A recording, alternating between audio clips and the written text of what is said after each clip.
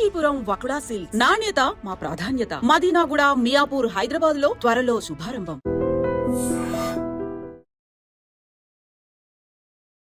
Hi, hello, నమస్తే, welcome back to ఐట్రెమ్ media. ఈరోజు మనతో ఉన్నారు సీనియర్ స్టాక్ మార్కెట్ అనలిస్ట్ అయిన ప్రభు గారు. సార్తో మాట్లాడదాం.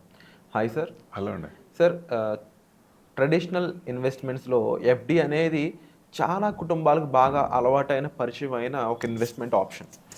ఇక ఈక్విటీ అనేది మోడర్న్ మార్కెట్ యొక్క ఇన్వెస్ట్మెంట్ ఆప్షన్గా చాలామంది చెప్తూ ఉంటారు. ఈక్విటీలో ఇన్వెస్ట్ చేయడం ఎలా ఉంటుంది, ఎఫ్డీలో ఇన్వెస్ట్ చేయడం ఎలా ఉంటుంది, ఇది మన బేసిక్ న్యూ ఇన్వెస్టర్స్ కోసం, న్యూ కమర్స్ కోసం. ట్రెడిషనల్గా ఇంట్లో పేరెంట్స్ కానీ ఎఫ్డీలో పెట్టేయండి ఎంతో కొంత అంటూ ఉంటారు. కాబట్టి ఆ ఎఫ్డీ ఎంత ఇంపార్టెంట్, ఎఫ్డీ కన్నా ఈక్విటీ ఎంత ఇంపార్టెంట్ కాస్త ఎక్స్ప్లెయిన్ చేయండి. ఇప్పుడు కొత్తగా వచ్చేవాళ్ళు, స్టార్టింగ్లో వచ్చేవాళ్ళు ఒక అమౌంట్, ఇప్పుడు ఈక్విటీ ఇన్వెస్ట్మెంట్లో చెప్పాలంటే ఒక సర్టెన్ అమౌంట్, ఒక 5 లక్షలు 10 లక్షలు చేసుకొని చేస్తే బాగుంటుంది. దాని ప్రకారం స్మాల్ అమౌంట్తో చేస్తే పెద్ద ఇది రాదు. ఈక్విటీలో, డైరెక్ట్ ఈక్విటీలో అయితే అప్పుడు ఏం చేయాలి, స్టార్టింగ్లో ఎఫ్డి అక్కడ బెస్ట్. ఫిక్స్డ్ డిపాజిట్ అంటే దాని మీద ఇది చేసుకుంటే డెఫినెట్గా ఒక అమౌంట్ వచ్చిన తర్వాత నెక్స్ట్ స్టెప్ అంటే మేజర్గా వెల్త్ క్రియేట్ అవ్వాలంటే ఈక్విటీ తప్ప ఇంకోటి లేదు. దేంట్లో కూడా అంత రాదు. ఎందుకంటే పడేటప్పుడు భయం వేస్తుంది, కానీ పెరిగేటప్పుడు మల్టీఫోల్డ్ అవుతుంది వెల్త్. అంటే ఆ పేషెన్స్ మనకు ఉండాలి. ఆ జనానికి పేషెన్స్ ఉంటేనే రిటర్న్స్ ఉంటాయి. నాలెడ్జ్ ఉండాలా, పేషెన్స్ ఉండాలి, డిసిప్లిన్ ఉండాలి. ఈ 3 ఉండాలి. ఈ 3 లేకుండా నాకు తొందరగా రావాలి, మన టైం పెట్టుకొని మార్కెట్ ట్రెండ్ని మనం పట్టుకోకుండా, నాకు ఇప్పుడు ఈ పోర్ట్ఫోలియో టైం, ఇప్పుడు నేను 10 లక్షలు పెట్టాను, ఇప్పుడు ఈ ప్రజెంట్ టైం చూసాను అనుకోండి, మార్కెట్ 16% 14% పడింది కదా. పడ్డప్పుడు ఏమవుతుంది, డౌన్లో ఉంటాయి. మిడ్ స్మాల్ క్యాప్ విపరీతంగా పడ్డాయి. సో ఇప్పుడు చూస్తే అందరికి డౌన్లో ఉంటాయి.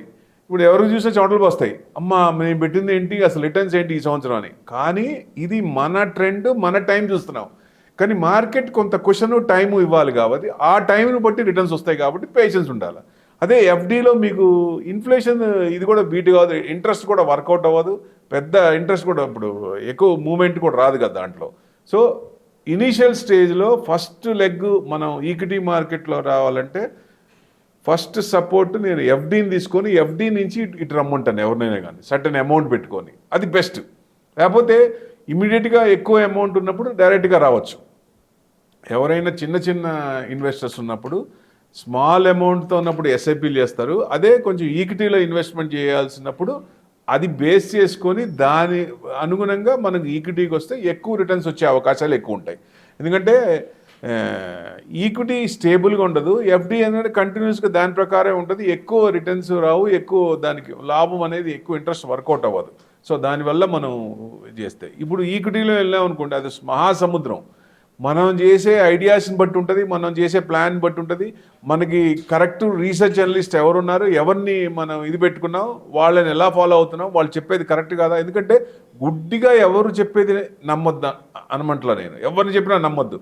మీరు కూడా ప్రతి ఒక్కళ్ళు అనాలిసిస్ ఉండాలి, ఓన్ అనాలిసిస్ ఉండాలి, కంపల్సరీ ఉండాలి. It's not a rocket science. Compulsory ఇది ఎందుకు చెబుతున్నారు, ఇది ఎందుకు కొంటున్నాం, మనకి తెలియకపోయినా ఒకసారి 2 సార్లు దాన్ని చూసినప్పుడు నెక్స్ట్ మార్కెట్లో న్యూస్ వచ్చేస్తుంది. న్యూస్ వచ్చినప్పుడు ఓహో దీనికి కొన్నారు కావాలా, దీనికి పెట్టారు, సో ఆర్డర్ ఇట్లా వచ్చింది. ఆర్డర్ ఎందుకంటే కంపెనీస్ కొన్ని ఆర్డర్స్ వస్తున్నాయి, బట్ అది టర్న్ అయితే కదా రిటర్న్స్ వచ్చేది. ఓన్లీ ఆర్డర్స్ వస్తే లాభం లేదు కదా, వాళ్ళు ఫుల్ఫిల్ చేయాలి కదా, ఆర్డర్స్ కూడా ఫుల్ఫిల్ చేయాలి, చేస్తున్నారా లేదా ఇవన్నీ చూడాలి కదా చాలా. ఎందుకంటే కరెక్ట్ అనాలిసిస్ చేసుకొని ఎవరైతే రీసెర్చ్ ఉంటారో వాళ్ళు అది అంతా పెట్టుకొని దాని ప్రకారం చెయ్యాలి. చేయకపోతే ఏంటంటే చాలా ఇబ్బంది పడతారు ఫస్ట్. ఎందుకంటే స్టార్టింగ్లో వాళ్ళు చెప్పింది చేస్తాం, తర్వాత మనం కూడా స్టడీ చేసుకున్న కొద్దీ కొంతకాలానికి మనకే ఐడియా వచ్చేస్తుంది. దాని ప్రకారం ఎవరికైనా సరే దాని ప్రకారం వెళ్తే ఉత్తమం అని అనుకుంటున్నాను. ఎందుకంటే ఎప్పుడు కూడా ఈక్విటీ ఇన్వెస్ట్మెంట్ ఇంకొకళ్ళ మీద ఆధారపడాల్సిన పని లేదు. డెఫినెట్గా స్టడీ చేస్తే ఆ కంపెనీలో గ్రోత్ ఉందా, సేల్స్ ఉందా, ప్రోడక్ట్ డిమాండ్ ఉందా, ఎబిటా పెరుగుతుందా, మార్జిన్స్ పెరుగుతున్నాయా, డైవర్సిఫికేషన్ ఫండ్స్ దగ్గర ఏమన్నా తేడా చేస్తున్నారా, ఎక్కడ దాని మీద రిటర్న్స్ వచ్చే ఛాన్స్ ఉందా, వీళ్ళన్నీ డబ్బులు తీసుకెళ్ళి రియల్ ఎస్టేట్ పెడుతున్నారా. రియల్ ఎస్టేట్ చాలా కంపెనీస్ కూడా ఇబ్బంది పడేది ఇక్కడే కదా, తీసుకెళ్ళి రియల్ ఎస్టేట్లో 100 ఎకరాలు కొంటారు, అవేమి సేల్ అవ్వు, మార్కెట్ రియల్ ఎస్టేట్ పడుతుంది, దాన్ని ఇబ్బంది పడతారు. సో ఎందుకంటే కొంత అమౌంట్ సంపాదించిన తర్వాత ఏదైనా కానీ, కంపెనీ అయినా కానీ, ఇండివిజువల్ అయినా కానీ, money should work for us. Money మనకి పనిచేయాలి. అప్పుడు ఏమవుతుందంటే మనకు తెలియకుండా అది రిటర్న్స్ మల్టీఫోల్డ్ అవుతూ ఉంటాయి. అది చెయ్యాలి, అది కరెక్ట్. ఆ ప్రాసెస్ కరెక్ట్గా ఉండాలి. ఆ ప్రాసెస్ కరెక్ట్గా ఉందనుకోండి, డెఫినెట్గా ఎవరికైనా రిటర్న్స్ బాగా వస్తాయి. జనరల్గా ఏంటంటే ఎర్లీ స్టేజ్లోనే కొంచెం, ఇప్పుడు 20-25కి అన్ని చదువు అంతా అయిపోతుంది, 20-22 ఆ రేంజ్లో అవుతుంది ఇంజనీరింగ్ అవ్వగానే. సో అక్కడి నుంచి కరెక్ట్గా జాబ్ వచ్చి వాళ్ళు చేసేదానికి ఒక 10 years వేసుకోండి. ఈ 10 yearsే క్రూషియల్. ఈ 10 yearsని బట్టే వాళ్ళు తీసుకునే ప్లాన్స్ బట్టి నెక్స్ట్ ఇయర్ వెల్త్ క్రియేట్ అవుద్ది.